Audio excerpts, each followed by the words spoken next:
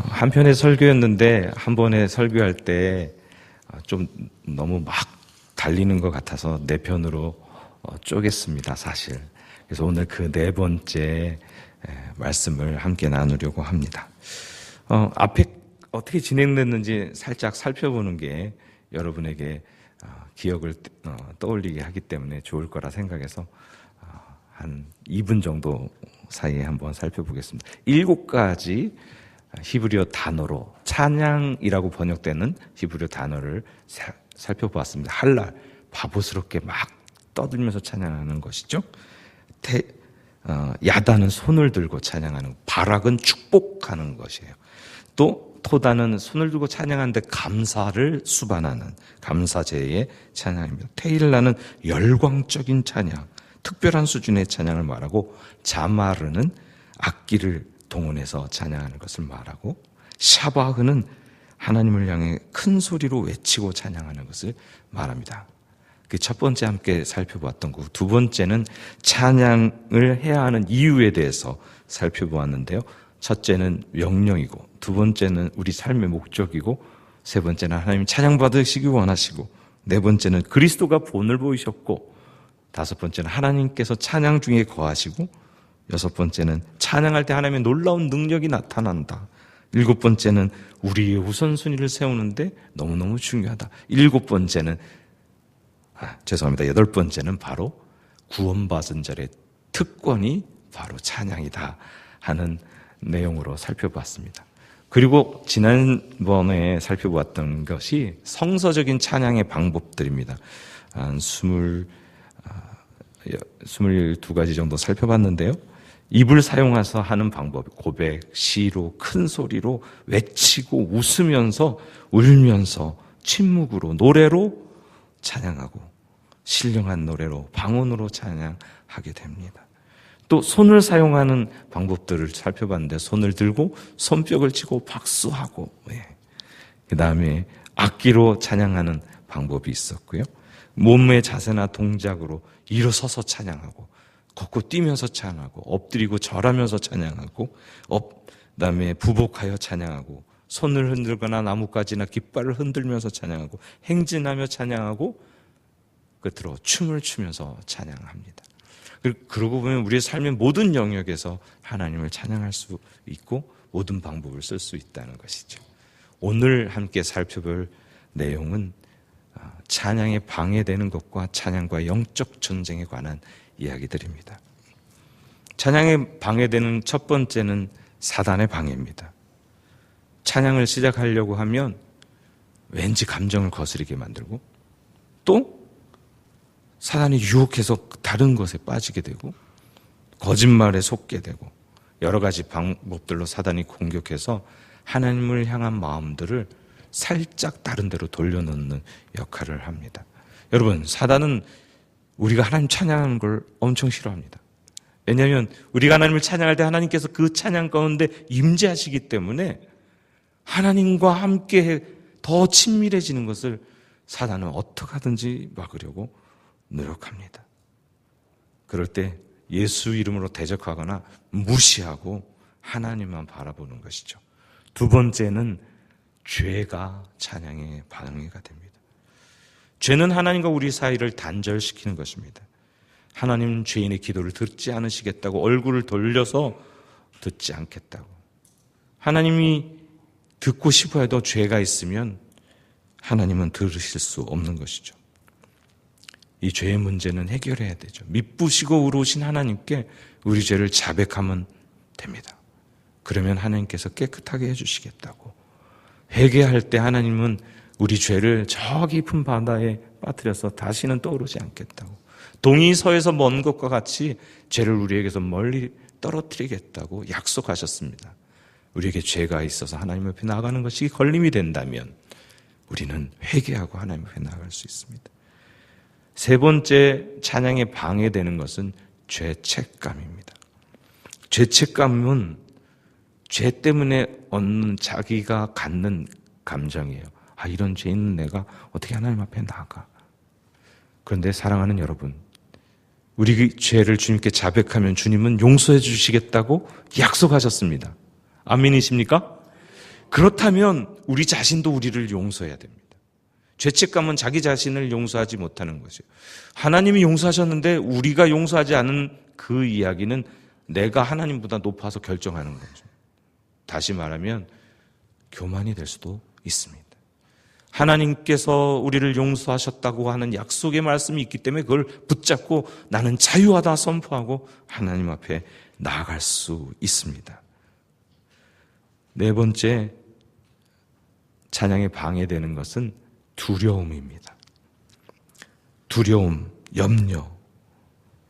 찬양을 막 뜨겁게 하면 남이 나를 어떻게 생각할까 자의식이 생깁니다. 손을 들고 찬양하려고 하면 다른 사람이 전부 다 나만 쳐다보는 거 아니야? 이렇게 생각하기도 합니다. 내적 감정을 표출하는 것을 어려서는 잘하는데 점점 잘하면 또 어른이 되면 그것을 꺼리기 시작합니다. 두려움은 하나님께 응답받지 못하도록 마비시킵니다. 하나님이 우리에게 주신 것은 두려워하는 마음이 아니고 오직 능력과 사랑과 절제하는 마음입니다. 그러므로 두려움이 올 때 하나님 앞에 내어 맡기고 의지하고 하나님 앞에 찬양하며 나가는 것입니다. 다섯 번째, 찬양에 방해되는 것은 우리의 자아의식입니다. 자아의식은 열등감이 될 수도 있고 또 교만이 될 수도 있습니다. 사실 열등감도 자기중심적인 것이죠. 그래서 그것 자체도 그 뿌리는 교만에 있습니다. 독선과 교만, 우울감 등이 우리를 찬양하는 것을 막을 때가 있습니다. 예수님이 중심이 돼야 됩니다. 우리 주님이 중심이다. 주님의 뜻대로 한다. 내 마음은 내 것이 아니라 하나님의 것이다. 하나님께 집중할 때 자아의식을 내려놓을 수도 있습니다. 여섯 번째, 찬양에 방해되는 것은 하나님에 대한 잘못된 인식이 찬양을 막을 수 있습니다. 하나님 무서운 분이다. 하나님 높으신 분이다. 감히 내가 어떻게 찬양해? 어떻게 감히 기쁜 찬양할 수가 있어? 이러면 하나님에 대한 잘못된 인식 때문에 하나님 앞에 더 가까이 더 하나님의 임재 가운데 품 안에 나아가는 것을 막게 됩니다. 하나님은 사랑의 하나님이시고 자비의 하나님이십니다. 그 하나님 앞에 포구 안기는 저와 여러분 되기를 축복합니다. 다음에 살펴볼 것은 찬양과 영적 전쟁에 관한 것입니다. 사실은 이제 이 순서에 의해서 이 부분을 해야 되는데 담임 목사님이 지난주부터 영적 전쟁에 관한 얘기를 자꾸 하셔서 이거 할 때 조금 두려운 마음이 있었습니다. 그렇지만 준비된 내용들 여러분과 나누려 합니다. 요한복음 16장 33절에 이렇게 예수님께서 선언하십니다.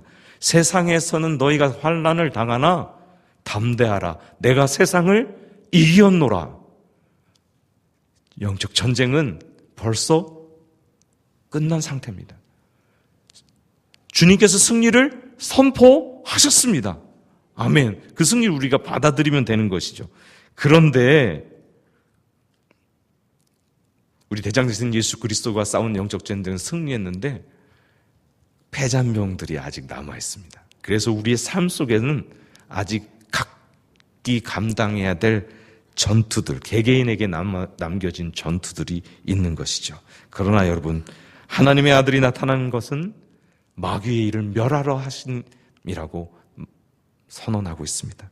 그 승리를 붙잡고 우리도 승리할 수 있습니다. 하나님께서는 자신의 군사들, 자신의 군대들에게 이 영적 전쟁에서 승리할 수 있는 무기들을 주셨을까요? 안 주셨을까요? 주셨습니다. 첫 번째가 강력한 공격 무기인 성령의 검, 바로 말씀입니다. 이 말씀을 통해서 주님도 승리하셨고 우리도 여전히 승리할 수 있습니다. 두 번째가 바로 기도입니다. 하나님의 영적 능력을 강구해서 하나님과 함께 사단의 장애물을 제거하고 하나님이 주신 권세를 사용할 수 있습니다. 그래서 기도하는 사람들은 승리하는 경우가 많습니다. 제가 전에 보았던 너무나 깜짝 놀란 비디오 얘기를 해드리겠습니다. 그 비디오에서는 한 교회에서 공연한 것을 찍은 것인데 사단들이 나와서 회의를 합니다. 어떻게 하면 그리스도인들을 무력화시킬 수 있겠는가 막 얘기하는데 여러 사단들이 얘기하기를 압박을 하자, 핍박을 하자, 경제적인 어려움을 주자, 기타 등등 많은 얘기를 합니다. 그런데 그것들이 다 그리스도인들은 무효해. 걔네들은 그게 최고의 가치가 아니거든. 어떻게 하면 될까? 나이 많은 사단이 나와서 그거 조금 간단합니다.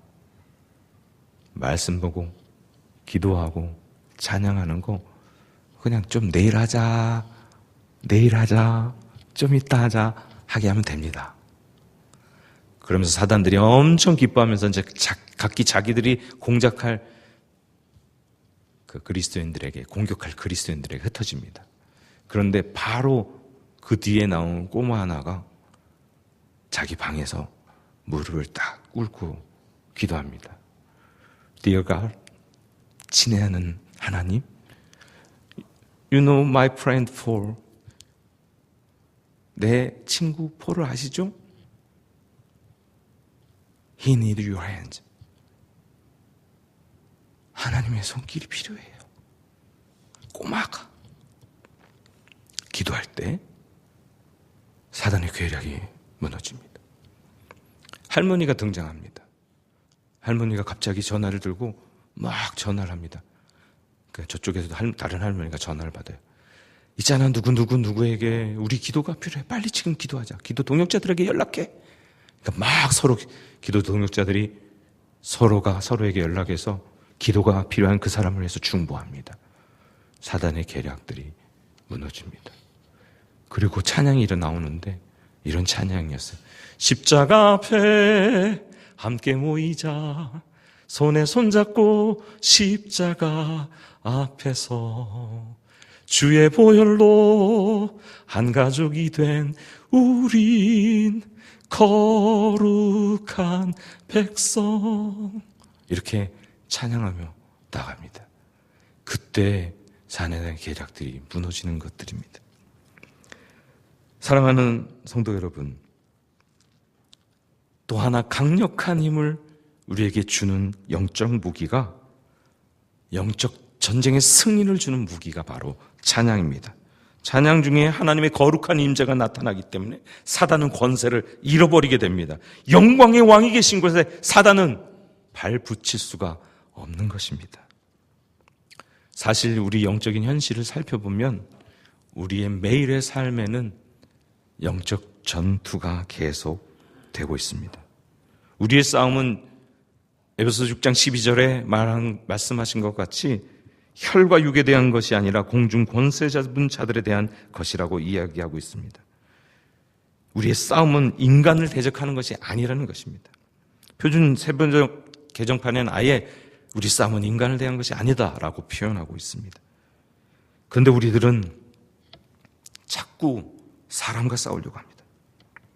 싸움의 대상인 사단은 우리 눈에 안 보이고 사람을 조종해서 사람의 감정을 건드리고 그를 미워하고 또 그와 대적하게 만드는 그 사람 우리 눈에 보이거든요. 실제 우리 전쟁, 영적 전쟁은 그 이면에서 사람을 조종하고 있는 사단인데 사람과 싸우려고 합니다.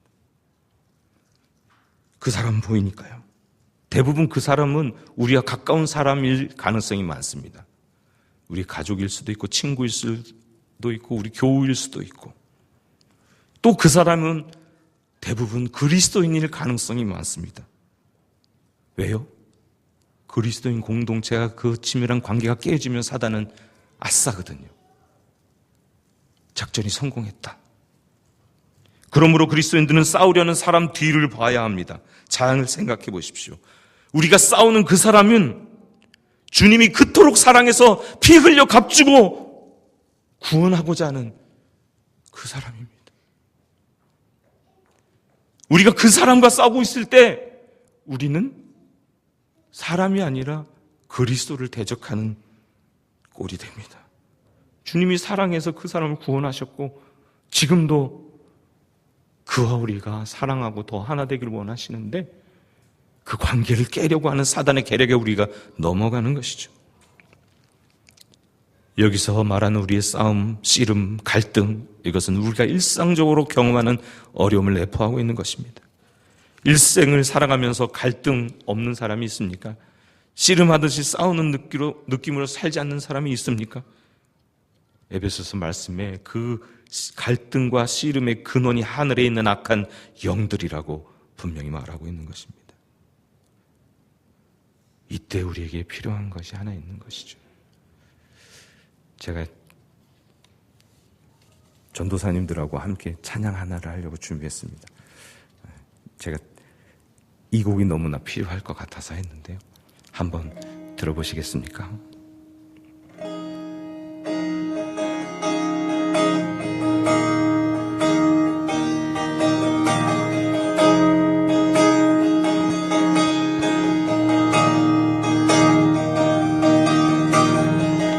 내 백성이 나를 떠나 돌아섰지만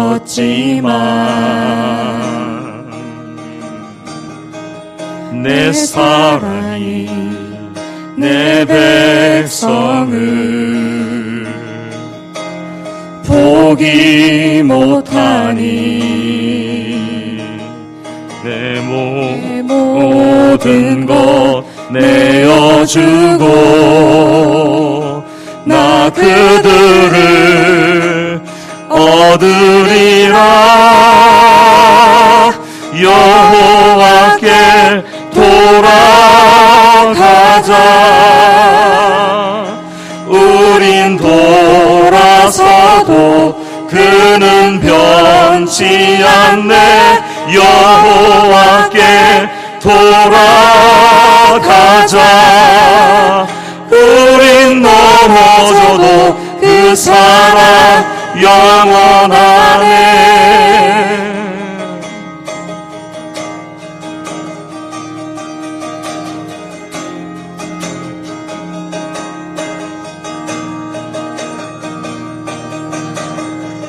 내 백성이 나를 떠나 돌아섰지만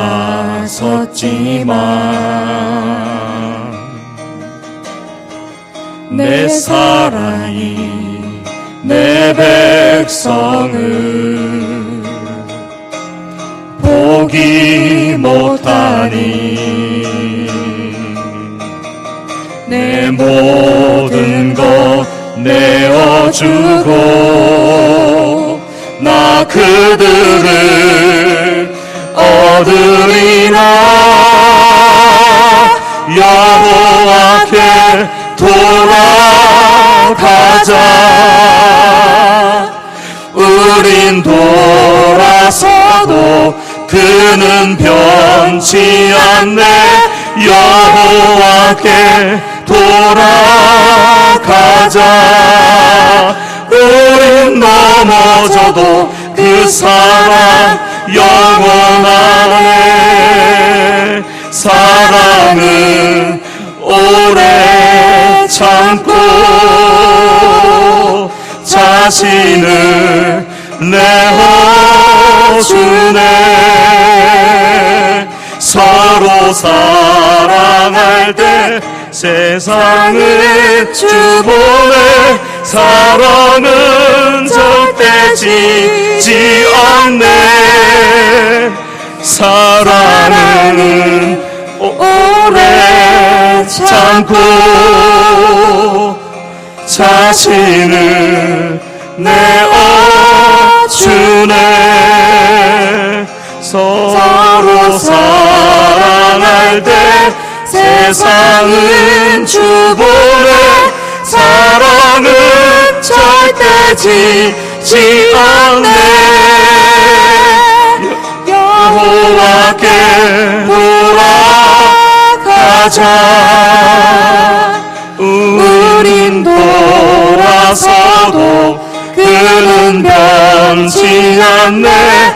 여호와께 돌아가자. 우린 넘어져도 그 사랑 영원하네.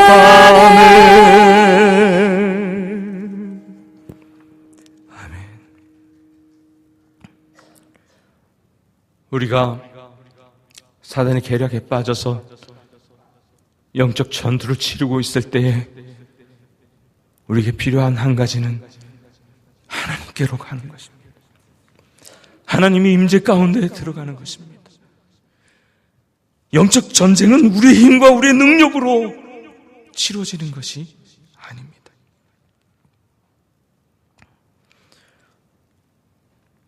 성경은 이스라엘의 찬송 중에 거하시는 주여 주는 거룩하시니이다. 이 말씀은 하나님께서 우리 찬양 중에 임하신다, 거하신다고 말씀하고 있습니다. 우리가 찬양할 때, 진실한 마음으로 하나님을 높여드릴 때 하나님 우리 가운데 머무시고 거하시고 다스리시고 함께하는 것입니다. 우리가 하나님을 사랑하며 찬양할 때 그 찬양과 예배 가운데 하나님의 임재가 나타나게 됩니다. 하나님이 우리 가운데 오십니다. 하나님이 친히 임하시면 사단은 떠나갑니다. 악한 영은 머물 수가 없는 것이죠. 예수께서 공생의 가운데 하나님의 나라가 임했다고 선포할 때마다 악한 영은 두려워 떨고 떠날 수밖에 없었습니다. 우리 영적 전쟁의 승패는 우리가 얼마나 어떤 일을 열심히 무엇을 하느냐에 달려있지 아니하고 나의 노력에 기초하는 것이 아니라 하나님의 진리 가운데, 그 임재 가운데 살아갈 때 주어지는 것입니다. 저와 여러분, 하나님을 찬양하며 승리하는 삶을 살길 원합니다. 바울과 실라가 그랬습니다. 복음 전하다가 그래서 귀신 들린 것 때문에 예언하는 소녀의 악한 영을 쫓아내니까 그 여자아이로 돈을 벌던 사람이 고소하고 음해해서 갇히게 됩니다. 빌립보 감옥에 갇힐 때 그냥 갇힌 것이 아니라 매를 맞고 착고에 채웠습니다. 얼마나 많이 맞았을까요? 몸에 피가 고여있고 손과 발이 묶여있고 차갑고 어두운 감옥에 내던졌습니다. 범죄에서 형벌을 받은 것이 아닙니다. 복음 전하다 당한 일입니다. 우리도 살면서 이와 같은 때가 당할 수 있습니다. 이런 상황에 처할 수가 있습니다. 동서남북이 다 막힌 것 같고 도저히 해결책을 찾을 수 없을 만큼 힘들어질 때가 있습니다. 그것이 복음대로 살려다가 당할 수 있습니다. 사방이 다 막혔다 해도 하나님 계신 위는 막히지 않았습니다. 구체적인 해결 방법을 우리가 찾을 수 없지만 하나님의 방법은 우리 생각과 다르죠. 그때 하나님을 찾는 것입니다. 가장 절박하고 어려운 순간 전심으로 하나님을 바랄 때, 전심으로 하나님을 찬양하며 그분 앞에 나아갈 때 하나님 찾아오시고 임하시는 것입니다. 이것이 바로 주님을 향한 신뢰의 표현입니다. 바울과 실라는 하나님을 향한 신뢰와 믿음을 굳게 지켰고 그들에게 하나님은 여전히 그 감옥에 갇혀있는 상황에서도 찬양 받으실 좋은 분이셨던 것입니다. 그들이 찬양할 때 지진이 나고 감옥의 문이 열리고 옥토가 흔들렸고 착고들이 다 풀려버렸습니다. 사람의 매인 것들이 다 벗어지는 역사가 일어났습니다. 바울과 실라는 단지 하나님을 찬미했을 뿐인데 하나님은 구체적인 응답을 하신 것입니다. 바울과 실라가 감옥에서 실천한 것은 우리도 할 수 있습니다. 아멘 하십시오. 성경에 보니까 아멘 할지어다. 바울과 실라가 했던 일은 우리도 할 수 있습니다. 아멘. 거기에는 찬양 부르기 좋은 상황이 아니었습니다. 악기도 없었고 악보도 없었고 단지 영혼 깊은 중심에서 나오는 노래를 하나님께 진심으로 불렀을 것입니다. 그 찬양이 무엇인지 너무나 궁금합니다. 나중에 천국 가면 꼭 물어보려고요. 바울과 실라는 영적 전쟁에서 승리하신 겁니다. 하나님 임재가 나타났습니다. 그 감옥에 강하게 임재하신 그 증거들 모든 죄수들의 수갑이 풀리고 옥문이 열리고 더 나아가서 감옥을 지키던 간수와 그의 가족들이 예수 그리스도를 영접했습니다. 이런 기적 앞에 경외심으로 가득 찼고 그와 그의 가족들은 주님을 영접할 수밖에 없게 된 것이죠. 복음의 전파를 막으려 했던 사단의 방해는 무산되고 하나님이 승리하신 것입니다. 바울과 실라가 감옥에서 하나님을 찬양할 때 하나님께서 친히 오셔서 하나님 임재를 나타나시고 능력을 나타내셨습니다. 이 능력이 찬양하는 삶을 사는 저와 여러분에게 임하시길 축복합니다. 영적 전쟁의 강력한 무기가 바로 찬양이 됩니다. 그 예가 구약에 또 나오죠. 여호사밧이 암몬 자손, 모압 자손, 세일산 사람들 엄청 많은 수가 성을 에워싸고 공격했을 때 단지 하나님의 응답은 찬양하며 나아가라는 것이었습니다. 성가대를 앞에 두고 나아갈 때 자기들끼리 싸워서 자멸하게 됩니다. 지난번에 말씀드렸으니까 자세한 이야기를 생략하고 그들은 단지 하나님 말씀에 순종해서 하나님을 찬양하는데 그의 선하시고 자비하심을 노래했을 뿐입니다. 여리고성의 전투에 참여한 여호수아와 이스라엘 백성이 나팔 불고 함성을 외치는 것, 저는 그것도 찬양이라고 봅니다. 강력한 승리를 거두고 여리고성을 함락한 것을 볼 수 있습니다. 여러분들에게 암몬 자손과 세일산 자손과 모압 자손의 연합군은 누굽니까? 여러분들에게 여리고성은 무엇입니까? 찬양하며 승리하는 여러분 되시길 바랍니다. 존귀하신 하나님을 높이고 그 전능하심을 선포할 때 하나님께서는 우리에게 임하셔서 우리 대신해서 싸우시고 대적을 치시고 강력한 승리를 주실 줄로 믿습니다. 찬양이 바로 이런 강력한 영적인 힘을 발휘하고 영적 전쟁에서 결정적인 승리를 주는 무기가 됩니다. 찬양과 경배 중에 임하시는 거룩한 하나님의 임재가 사단의 모든 권세를 깨트려 버립니다. 영광의 왕이 계시는 곳에 사단이 발붙일 틈이 없습니다. 하나님의 임재는 우리 승리의 강력한 원동력입니다.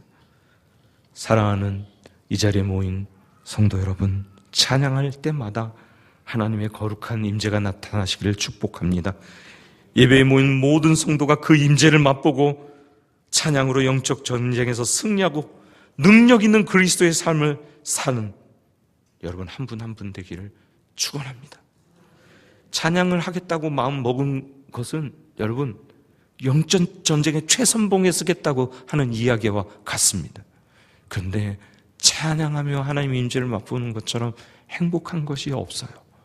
그 행복을 누리는 저와 여러분, 모든 어둠의 세력을 물리치고 영적 전쟁에서 승리하는 저와 여러분 되기를 예수님 이름으로 축원합니다.